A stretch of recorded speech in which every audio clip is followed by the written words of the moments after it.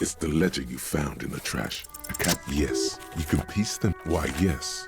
Every Harry still feels like there's something missing from that. This one is relatively easy to reconstruct. Overnight on 1202, a graffito, nay, a mural, appears on an 8-story tenement overlooking central Jamrock. The building is a sparsely inhabited ghost tower, part of a failed real estate development called Grand Coudon.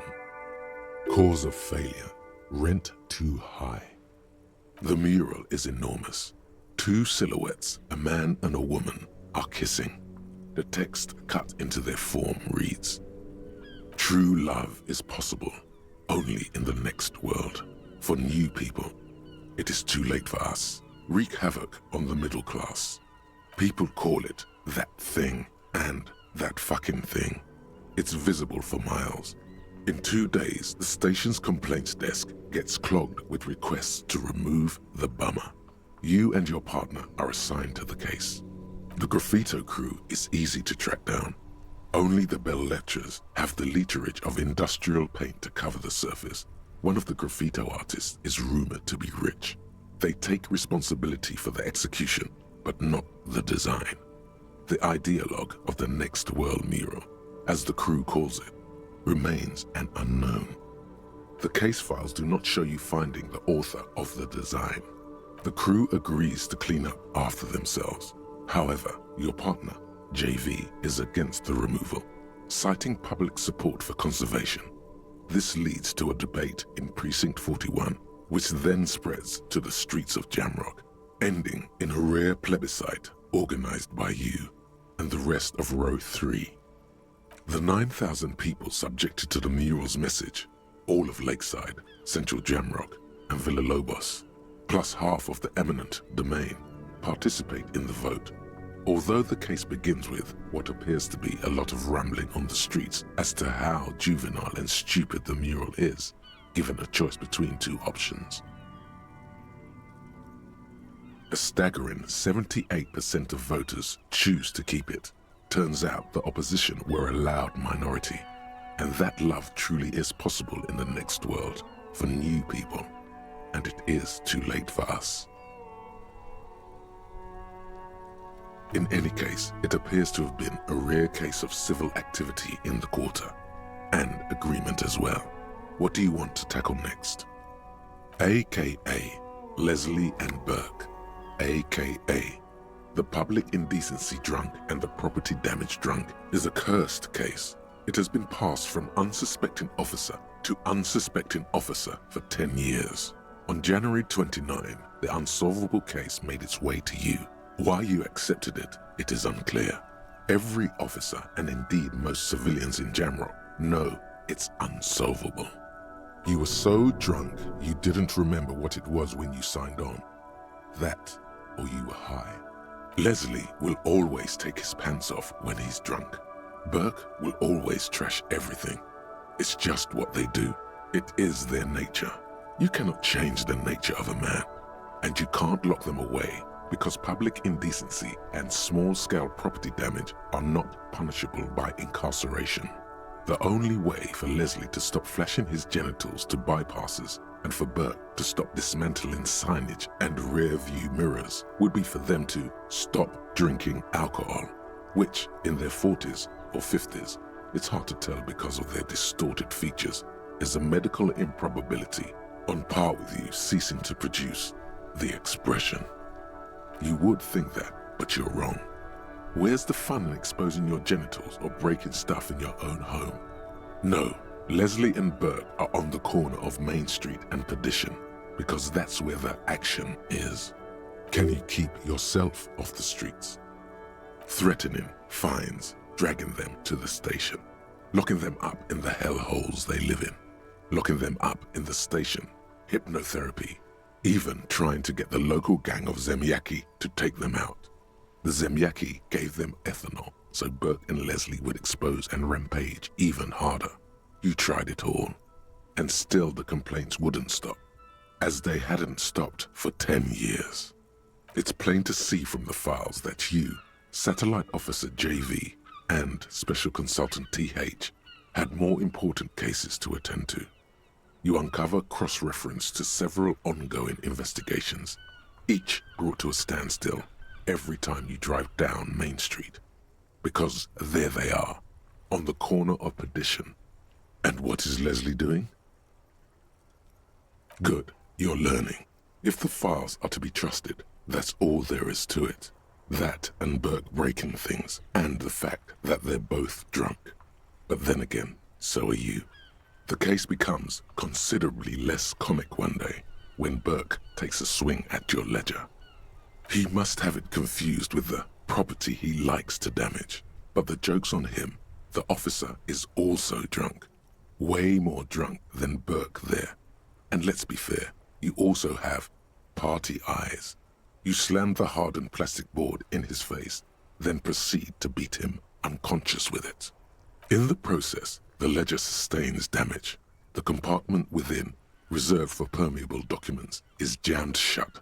You stop your assault on the now unconscious Burke to open it, but are unable to do so. The officer began to cry, reports Leslie, who, at this point, is tending to Burke.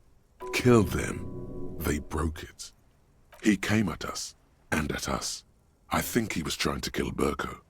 While trying to kill Burko, you slowly come around. The permeables compartment is open. You've smashed it open on poor Burko's kneecaps. The good news is, Burke can't walk anymore. Can't get out of his apartment, an invalid. With Burke to tend to, Leslie cuts back on the indecent exposure. Maybe he flashes his genitals to Burke. Who knows? But both drunks are off the street. The complaints stop. The unsolvable case is solved. Which is also why the officer responsible narrowly escapes a disciplinary hearing. The end. Do you want to read another one? It would be very interesting to read about these, wouldn't it?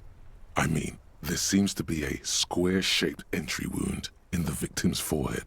She's been sitting there for weeks, on her rocking chair, with a square hole in her skull, staring at the wall, her mouth agape. That's all you got. From the half hour you spent piecing it together, all you know is the entry wound was square-shaped. You never found the bullet. And then another body showed up, also with a square hole in his forehead. Toxicology showed the entry wound was laced with an incredibly potent psychoactive substance called HUV4-nil. No street name. Who knows? Those pages are missing. What next? Don't worry. One day you may still catch the man with the square gun. Some assholes brought their couch outside and hung out on it. In the middle of the street, on the roof, on the hillside by the motorway. You know, at an unexpected location. They were young, and they thought they looked cool on it. Insufferable dicks. Young people are the worst.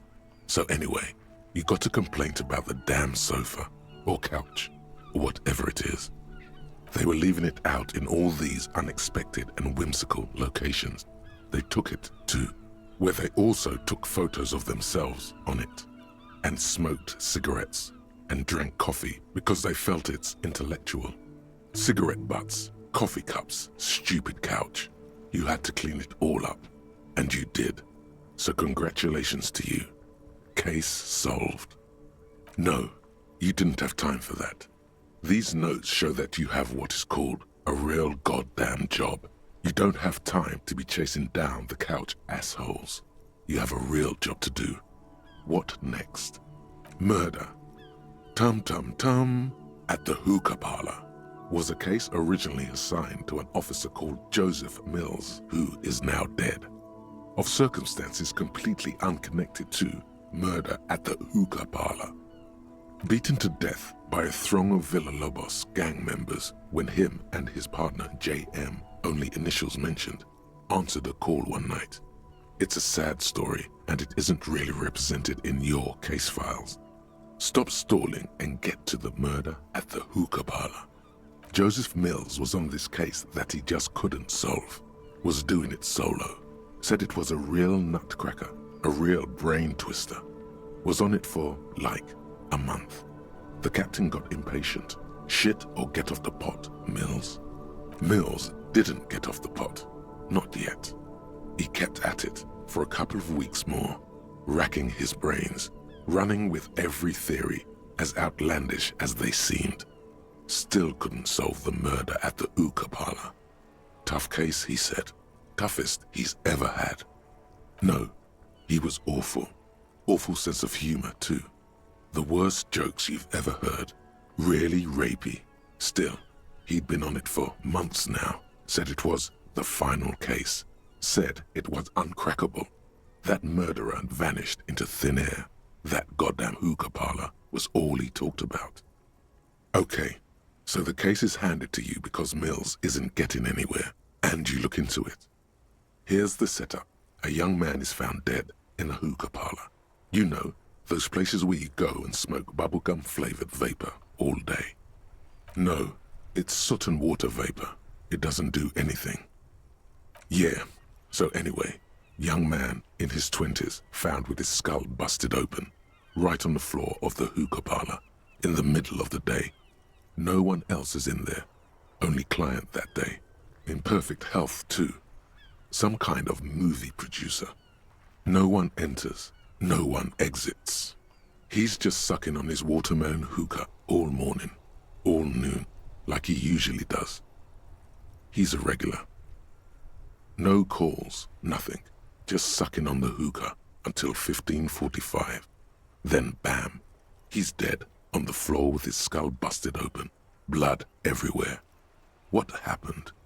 How can it be? Mills has no idea. Invisible assassin, movie deal gone sour. Girl at the counter did it. Nothing fits. Eerie. Man just dropped dead. So you go to the parlor. You see cushions around the table. Table's low, heavy, really sharp edge. See? You can't even read the thing without solving it. Yeah, it was that. Turns out hookah does do something. It turns off your brain's oxygen supply, and you don't notice it until you get up to go to the bathroom. Yeah, he liked his hookah. Stephen was his name. Smoking hookah.